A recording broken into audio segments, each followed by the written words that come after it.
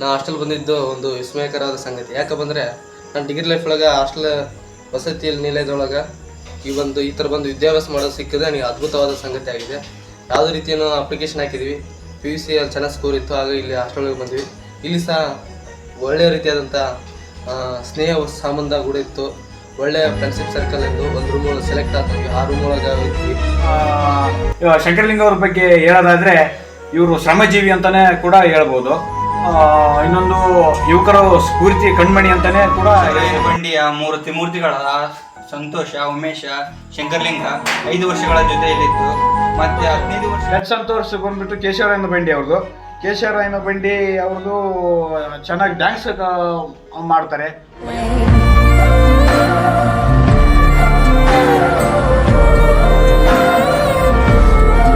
ಈ ಬಸವರಾಜ್ ಹೆಂಗನಪ್ಪ ಅಂದ್ರೆ ಒಂದು ಪುಸ್ತಕ ಓದಕ್ಕೆ ಸ್ಟಾರ್ಟ್ ಮಾಡ್ಯಾನಪ್ಪ ಅಂದ್ರೆ ಆ ಕೊನೆಗೆ ಆ ಪುಸ್ತಕ ಓದೋವರೆಗೆ ಯಾವ ರೀತಿ ಹುಮ್ಮಸ್ ಇರುತ್ತಲ್ಲ ಅಷ್ಟು ಅವನಿರುವಂತಹ. ನಮ್ಮ ಮ್ಯೂಸಿಕ್ ಉಮೇಶ್ ಅವರಾಗಿರ್ಬೋದು.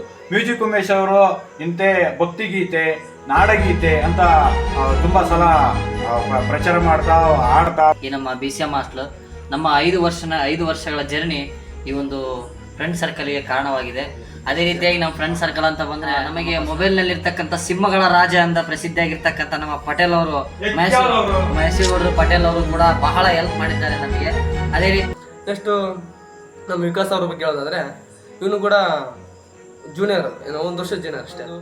ಕಾಂಪಿಟೇಟಿವ್ ಸಂಬಂಧಪಟ್ಟಂಗೆ ಎಕ್ಸಾಮ್ ಓದ್ತಾನೆ, ಮತ್ತೆ ಕಾಲೇಜಿಗೆ ಪಡಿತೀನಿ, ಮತ್ತೆ ಪ್ರೀತಿಯಿಂದ ಗುರು ಅಂತಾನೂ ಕರಿತೀನಿ. ಅದೇ ರೀತಿ ನಮ್ಮ ಗುರುರಾಜ್ ಬುಲ್ಬುಲಿ ಆಗಿರ್ತಕ್ಕಂತಹ ಗುರುರಾಜ್ ಅವರು ಬಹಳ ಮೃದು ಸಮಾಜ. ವಿನಾಯಕ, ಆಕಾಶ, ನಮ್ಮ ಅಣ್ಣ ಆಗಿರ್ತಕ್ಕಂಥ ಮಹೇಶ್ ಆಗಿರ್ಬೋದು, ಇನ್ನು ಸಂತಣ್ಣ ಅವರು, ಶಂಕರಣ್ಣ ಅವರು, ಇವರೆಲ್ಲ ನನಗೆ ಎನಿ ಒಂದು ಪ್ರಾಬ್ಲಮ್ ಬಂದರೂ ಕೂಡ ಸಾಲ್ವ್ ಮಾಡಿ ನನ್ನ ಪ್ರಾಬ್ಲಮ್ಗಳಿಗೆ ಆನ್ಸರನ್ನು ಕೊಡ್ತಿದ್ರು. ಇವ್ರನ್ನ ನಮ್ಮ ಮೈ ಇಂಪ್ರೆಷನ್, ಮೈ ಬ್ರದರ್ಸ್ ಅಂತ ಕೂಡ ಹೇಳ್ಬೋದು. ಇವರು ಇನ್ನೊಂದು ಕೇವಲ 15 ದಿನಗಳಲ್ಲಿ ನಮ್ಮ ಹಾಸ್ಟೆಲನ್ನು ಬಿಟ್ಟು ಹೋಗ್ತಾ ಇದ್ದಾರೆ. ನನಗೆ ತುಂಬ ಫೀಲ್ ಆಗ್ತಾ ಇದೆ. ಕೌಂಟ್ ಡೌನ್ ಸ್ಟಾರ್ಟ್ ಆಗಿದೆ. ಇದನ್ನು ಹೇಳಲಿಕ್ಕೆ ನನಗೆ ಭಾಳ ದುಃಖ ಆಗ್ತಿದೆ. ಇಷ್ಟು ಹೇಳಿ ನಾನು